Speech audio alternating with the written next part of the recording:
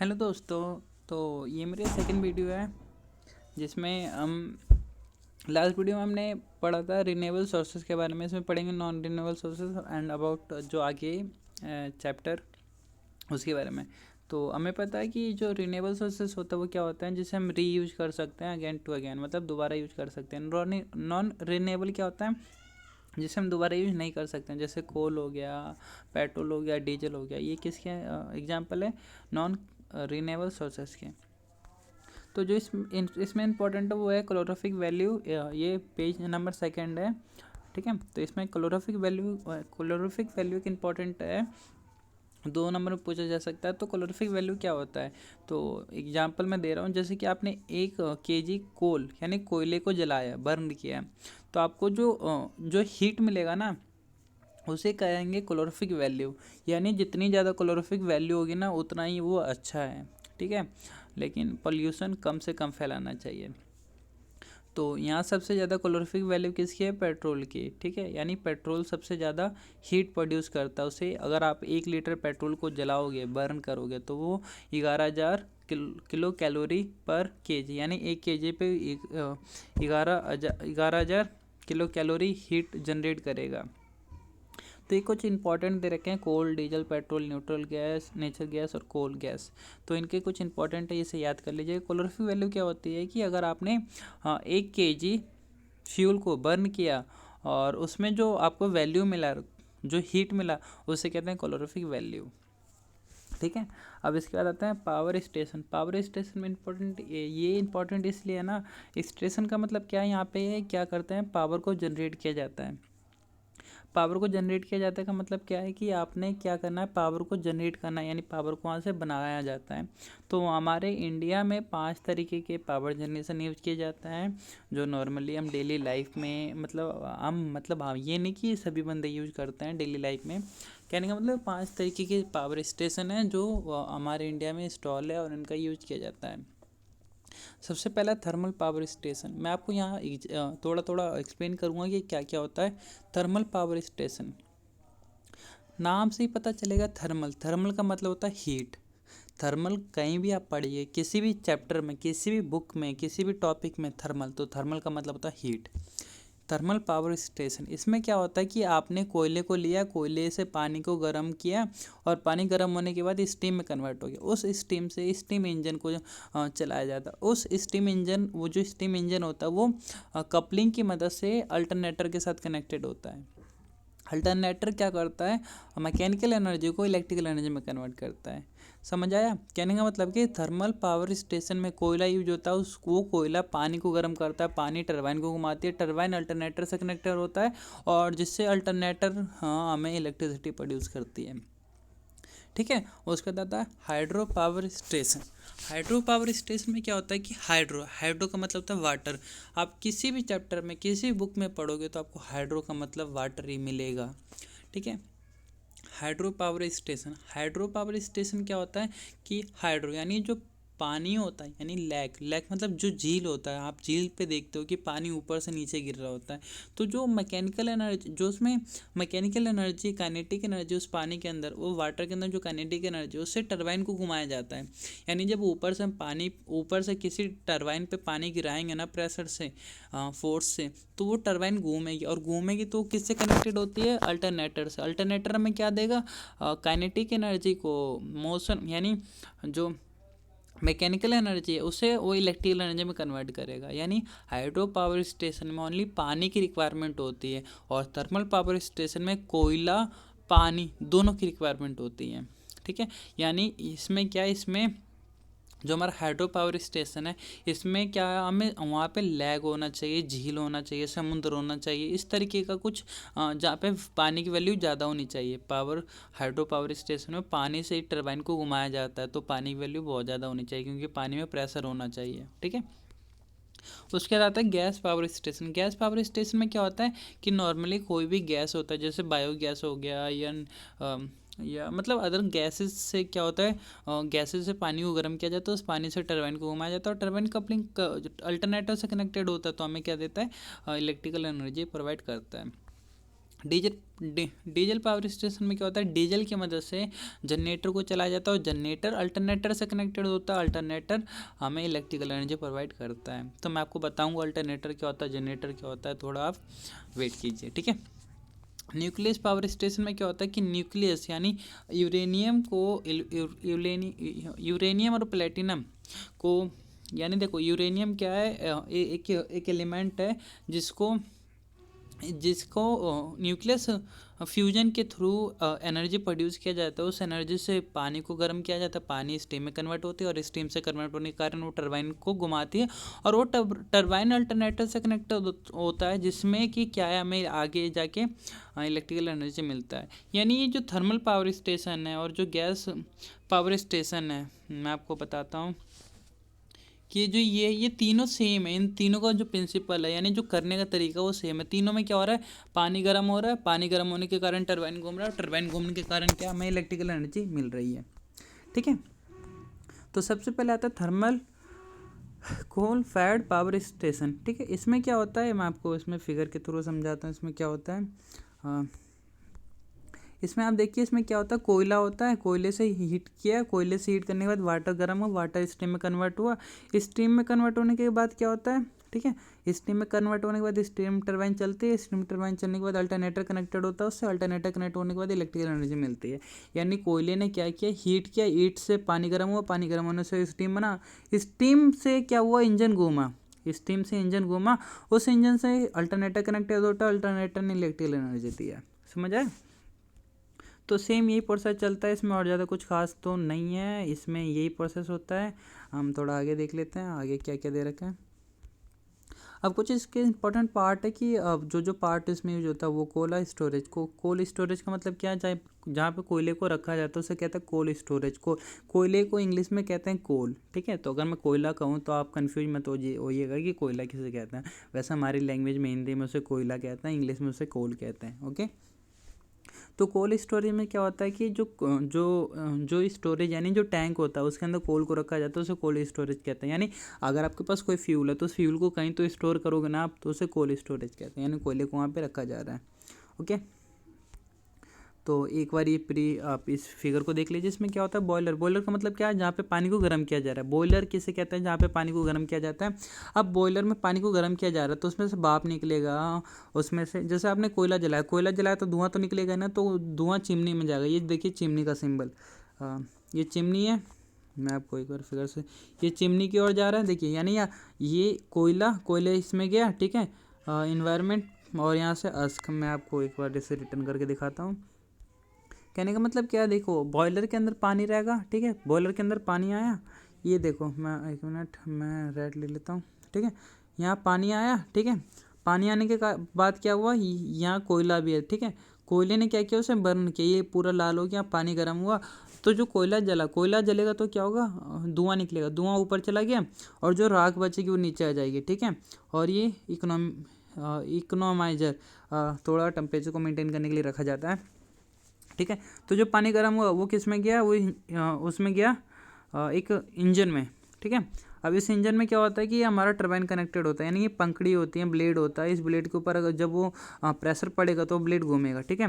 Blade घूमने के कारण क्या होगा कि जो हमारा टरबाइन है घूमेगा, और टरबाइन किससे कनेक्टेड है, अल्टरनेटर से। अल्टरनेटर क्या देगा, हमें इलेक्ट्रिकल एनर्जी देगा, क्या देगा, इलेक्ट्रिकल एनर्जी देगा, ठीक है, समझ आया।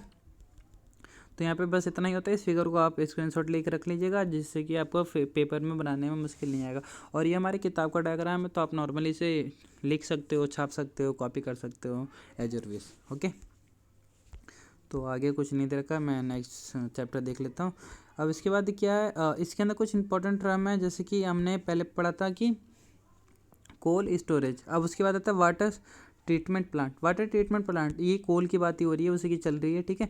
Water treatment plant, water treatment plant में क्या होता है कि जो वाटर के अंदर से इम्प्योरिटी होती है, ठीक है, उससे रिमूव किया जाता है। जैसे कि उसके अंदर खारापन है, उस चीज़ को रिमूव किया जाता है। अगर उस चीज़ को रिमूव नहीं करोगे ना, तो आपका जो टैंक है यानी जो बॉयलर है वो ख़राब हो जाएगा कुछ दिनों में, कुछ महीनों में, कुछ सालों में, ठीक है। तो आप अगर चाहते हो कि उसकी लॉन्ग लाइफ रहे, तो आपको क्या है, वाटर ट्रीटमेंट प्लांट का यूज करना पड़ेगा, ठीक है। उसके बाद आता है इकोनोमाइजर। इकोनोमाइजर क्या करता है, बिफोर फीडिंग टू बॉयलर, यानी बॉयलर को filling before feeding to the boiler water is pre heat in a economiser, the heat is hot gas. देखो मैं आपको फिगर के माध्यम से समझाता हूँ। ये आपका क्या है, बॉयलर है, ठीक है। ये मैंने कलर यूज किया। ये आपका बॉयलर है, बॉयलर ने सुपर हीटर ने वाटर को हीट किया, उसके बाद मतलब कहने का मतलब क्या है, यहाँ से पानी गर्म होना शुरू हुआ या पानी गर्म हुआ, यहाँ से यहाँ पे आपका अल्टरनेटर कनेक्ट है, ठीक है। अल्टरनेटर कनेक्ट होने के बाद क्या हुआ, फिर उसे ठंडा किया गया, फिर उसे मादा से मतलब एक साइकिल की तरह बन गया, ये इस साइकिल की तरह चल रहा है, ठीक है। तो इसमें कुछ इंपॉर्टेंट मैं देख लेता हूँ, जो इंपॉर्टेंट होगा मैं आपको बता दूंगा। वाटर ट्रीटमेंट, वाटर की इम्प्योरिटी देखी जाती है। इकोनोमाइजर क्या किया जाता है कि जो पानी है उसे रिवर्स किया जाता है। एयर प्रीहीटर क्या करता है कि एयर को पास करने का काम करता है, क्योंकि अगर एयर नहीं होगा तो फिर कोयला कैसे जलेगा, कोयला बगैर एयर के नहीं जल पाएगा, यानी जो कोयला बगैर एयर के नहीं जल पाएगा। बॉयलर मतलब जिसमें पानी गर्म किया जाता है। सुपर हीटर मतलब पानी को और ज़्यादा गर्म करता है, यानी देखो पानी सुपर हीटर का मतलब क्या है कि जो स्टीम है ना उसे प्रेशर में कन्वर्ट करने का काम करता है। स्टीम टरबाइन, जो स्टीम यानी जो भाप से टरबाइन चलते हैं उसे स्टीम टरबाइन कहते हैं। कंडेंसर यानी जो जो गर्म पानी यानी जो जो हमारा भाप स्टीम है उसका यूज कर लिया गया, अब उस स्टीम को ठंडा करके फिर दोबारा रीयूज करने का, यानी जो पानी हमने एक बार पानी डाल दिया उसे पानी को रीयूज करने का काम होता है कंडेंसर का। अगर कंडेंसर नहीं रहेगा तो पानी वेस्ट हो जाएगा, जबकि हमें उस पानी को दोबारा यूज करना है, तो उसे कहते हैं कंडेंसर। उसके बाद आता है अल्टरनेटर। अल्टरनेटर एक मशीन होता है जो जो मैकेनिकल एनर्जी को इलेक्ट्रिकल एनर्जी में कन्वर्ट करता है, उसे अल्टरनेटर कहते हैं। ओके, यहाँ तक समझ आ गया। इंपॉर्टेंट है, आपके बुक में भी दे रखा होगा, आप पढ़ भी सकते हो। ना कुछ समझ आए तो कमेंट सेक्शन में जाके पूछ सकते हो। सिलेक्शन ऑफ साइट, अब देखो हम अभी तक पढ़ रहे थे थर्मल पावर स्टेशन। तो थर्मल पावर स्टेशन में जो अगर मैं कहूँ कि आपको थर्मल पावर स्टेशन के लिए एक साइट को सिलेक्ट करना है तो आप उसमें क्या क्या देखोगे। सबसे पहले क्या देखोगे कि आपके पास नियर रिवर और where sufficient water is available. वहाँ पे क्या है, आसपास में रिवर होना चाहिए, क्योंकि आपको पानी तो चाहिए ना, क्योंकि आप क्या है पानी इसलिए चाहिए क्योंकि आप कोयले से पानी को गर्म कर रहे हो और पानी स्टीम में कन्वर्ट हो रहा है, यानी पानी की रिक्वायरमेंट है। मैंने पहले ही बताया था कि आपको कोयले के साथ साथ पानी की रिक्वायरमेंट है, तो वहाँ पे क्या होना चाहिए, रिवर होना चाहिए। देखो यहाँ पे साफ खुले शब्दों में लिखा पड़ा है कि यहाँ रिवर होना चाहिए, where sufficient water is available, जहाँ पे सफिशेंट वाटर अवेलेबल हो वो होना चाहिए, ठीक है। उसके बाद आता है near coal mines so that cost is transport of coal is reduce. और वहाँ कोयला भी अवेलेबल होना चाहिए, कोयला मतलब कोल अवेलेबल होना चाहिए। अगर कोल अवेलेबल नहीं हुआ तो फिर वो सफिशेंट एरिया नहीं रहेगा, यानी वो साइड सिलेक्टेड लाइक नहीं रहेगी। कोयला भी होना चाहिए, ये नहीं कि आप कोल 50 किलोमीटर 100 किलोमीटर दूर से मंगवा रहे हो। अगर आप राजस्थान में जनरेट कर रहे हो इलेक्ट्रिकल एनर्जी तो राजस्थान में कोयला होना चाहिए, ठीक है। अगर आप thermal power station plant install कर रहे हो तो, ठीक है, तो ऐसा होना चाहिए। जो थर्ड पॉइंट है वो क्या है, they should be away from pollution because. अब ये क्या है, देखो ये क्या होना चाहिए, दूर होना चाहिए। अब इन्होंने क्या बोला है, they should be away from the pollution because the plant produce pollution. अब ये शहरों से दूर होना चाहिए। शहरों से दूर इसलिए होना चाहिए क्योंकि अगर शहरों में हो तो ये कोयला जल रहा है, कोयला जल रहा है तो उसका मतलब क्या, वो पोल्यूशन फैला रहा है। अगर वो शहरों के अंदर रहा तो वो वहाँ पे क्या है, वो जो इन्वायरमेंट है वो रहने लायक नहीं रहेगा। तो ये शहरों से दूर होना चाहिए जहाँ पे लोग ना रहते हों। लोग अगर रहेंगे वहाँ तो वहाँ का जो इन्वायरमेंट है यानी जो हवा है वो प्रदूषित रहेगा और उन्हें कई तरीके की बीमारी हो सकती हैं, ठीक है। वेयर लैंड इज चीपर, अब जो ज़मीन है वो सस्ती होनी चाहिए। अगर ज़मीन महंगी हुई है, अगर साइड आपका महंगा हुआ तो आपका जो कॉस्ट है, जनरेटिंग कॉस्ट है वो बहुत ज़्यादा आएगा। और जो कंज्यूमर है यानी जो जो आपके कंज्यूमर है जो इलेक्ट्रिसिटी को कंज्यूम करेंगे उनके ऊपर वो बहुत ज़्यादा महंगा पड़ेगा, कॉस्टली पड़ेगा, वो अफोर्ड नहीं कर पाएंगे इस चीज़ को, ठीक है। पांचवा पॉइंट क्या, वेयर फ्यूचर एक्सपेंसिव में बी पॉसिबल, और जो उसके ऊपर मतलब कम से कम खर्चा है ऐसा साइड हमें ढूंढना चाहिए कि वहाँ पे आप कोयला अवेलेबल हो, पानी अवेलेबल हो और जो वर्कर वो भी अवेलेबल हो। ये नहीं कि वर्कर भी 100 किलोमीटर दूर से आए, ऐसा भी नहीं होना चाहिए साइड पे, ठीक है। तो साइड को ऐसी जगह लेना चाहिए, ठीक है। इफिशेंसी की बात करें तो इसकी इफिशेंसी सबसे कम होती है, सबसे कम तो नहीं कह सकता लेकिन इसकी इफिशेंसी कम होती है 30%, क्योंकि इसमें लॉसेस क्या है बहुत ज़्यादा है। जैसे कि यहाँ लिख रखा है the efficiency of thermal plant is very less. Very less का मतलब क्या, सबसे कम। नियरली 10% हीट इज लॉस, 10% तो आपका हीट लॉस हो जाता है और जो बॉयलर होता है 50% वो खा जाता है, ठीक है। बच्चा कितना, 30%, यानी अप्रोक्सीमेट जो इसका जो इफिशेंसी वो कितना है 30% है। तो ये इंपॉर्टेंट था, इसलिए मैंने क्या हाईलाइट कर रखा है। Advantage of thermal power plant और थर्मल प्लांट, कुछ चीज़ें हैं जो पढ़ लेते हैं, उसके बाद नेक्स्ट वीडियो में समझेंगे, ठीक है। तो एडवांटेज क्या है, इंटीरियल कॉस्ट इज हाई। देखो इन्होंने क्या रखा है, पहले ही क्या रखा है कि जो इंटीरियल कॉस्ट है वो हाई है, यानी अगर पहले जो लागत है, स्टार्टिंग लागत, वो क्या है, बहुत ज़्यादा है, but even less than hydro power plant. Hydro power plant क्या होता है, मैं आपको नेक्स्ट वीडियो में बताऊंगा। हाइड्रो पावर प्लांट में क्या होता है, समुद्र के बीचों बीच में या किसी लेक या किसी झील के बीचों बीच में उसे लगाया जाता है, तो उसका जो सिविल चार्ज होता है बहुत ज़्यादा होता है, मेंटेनेंस कॉस्ट महंगा होता है, और इसका सस्ता है। थर्मल पावर प्लांट में क्या, आपने एक बार पैसा लगा दिया और वो वर्क कर रहा है, उसमें ज़्यादा खर्चा नहीं आता है, ठीक है। The transmission cost of power is less than hydro power plant. यहाँ कंपैरिजन कर रखा है, वैसे तो इसका भी ज़्यादा होता है, लेकिन इन्होंने कंपेयर करके अपने आप को कम दिखा रखा है। यानी आपको एडवांटेज लिखने के लिए कहा जाएगा तो आपको कुछ ना तो कुछ करना पड़ेगा, ठीक है। तो इन्होंने कंपेयर कर रखा है किसके साथ, हाइड्रो पावर प्लांट के साथ, ठीक है। तो कुछ खामियां हैं तो कुछ खूबियां भी होंगी, ठीक है, खूबियां भी पढ़ेंगे, खामियां भी पढ़ेंगे। The coal is cheapest than the fuel. इसने ये बात सही की है, जो कोल है यानी जो कोयला वो सस्ता है अदर फ्यूल से। अब न्यूक्लियस प्लांट में क्या होता है कि अगर आपने यूरेनियम को यूज किया तो यूरेनियम एक तो कॉस्टली पड़ता है, ठीक है। उसके बाद क्या है कि उसे कंट्रोल करना आसान नहीं है। तो यहाँ ये बात इसकी अच्छी है कि जो थर्मल पावर प्लांट है it can be easily control, and जो मैक्सिमम लोड है इसका लोड इंक्रीज किया जा सकता है, और मतलब देखो इफिशेंसी भी बढ़ाई जा सकती है। आप जाहिर सी बात है किसी भी चीज़ की इफिशेंसी को बढ़ाई जा सकती है। तो अभी टेक्नोलॉजी वर्क कर रही है इन चीज़ों पे, ऐसा नहीं है, एक न तो एक दिन इम्प्रूवमेंट आएगा ही आएगा समय के साथ। तो कुछ पॉइंट है याद कर लेना। डिसएडवांटेज देख लेते हैं। डिसएडवांटेज क्या है, दे प्रोड्यूस हाई पोल्यूशन। अब देखो कोयला जल रहा है, जब कोयला जल रहा है तो जाहिर सी बात है धुआं तो होगा, कोयले में कितना धुआं होता है। तो the produce high pollution, pollution फैलाता है। द मेंटेनेंस कॉस्ट ही चाहिए। अब मेंटेनेंस कॉस्ट क्या, देखो कोयला जल रहा है, ठीक है, तो धुआं होगा, उस धुएं को डिस्ट्रॉय करना होगा। कोयला जल रहा, राख बच रही, कोयला जल रहा तो राख बच रही होगी ना, उस राख को डिस्ट्रॉय करना होगा, ख़त्म करना होगा, ठीक है। तो उसमें मेंटेनेंस लगता है, ये नहीं कि आपने कहीं भी धुआं छोड़ दिया और कहीं भी राख को फेंक दिया, ऐसा नहीं होता है। इन प्रैक्टिकली ऐसा नहीं होता है। इंडिया के भी कुछ रूल्स हैं, कानून हैं, इन चीज़ों को डिस्ट्रॉय करने में पैसा लगता है। Their running cost is also high as coal is costly. इसने क्या, रनिंग कॉस्ट क्या हाई है। अब रनिंग कॉस्ट हाई कैसे, देखो आपको बाई चांस पानी तो फ्री मिल जाएगा, एक बार के लिए मैं मान लेता हूँ कि पानी फ्री मिल जाएगा, लेकिन ऐसा होता नहीं प्रैक्टिकली, क्योंकि इंडिया मतलब जितने भी थर्मल पावर प्लांट है वो मैक्सिमम, मतलब जो बड़े बड़े प्लांट है, कुछ प्राइवेट है कुछ सरकारी है, वो सरकार को पैसा पे करती है पानी के लिए भी, ठीक है। और बात रही कि जो कोल है वो भी कॉस्टली पड़ता है, तो उस हिसाब से जो रनिंग कॉस्ट है वो ज़्यादा आता है, क्योंकि वर्कर वर्क कर रहे हैं और फिर इंजीनियर्स वर्क कर रहे हैं, तो उनका भी तो कुछ मतलब कुछ मंथली पेमेंट इनकम होगी, उनको भेजना होगा, उनको देना पड़ेगा।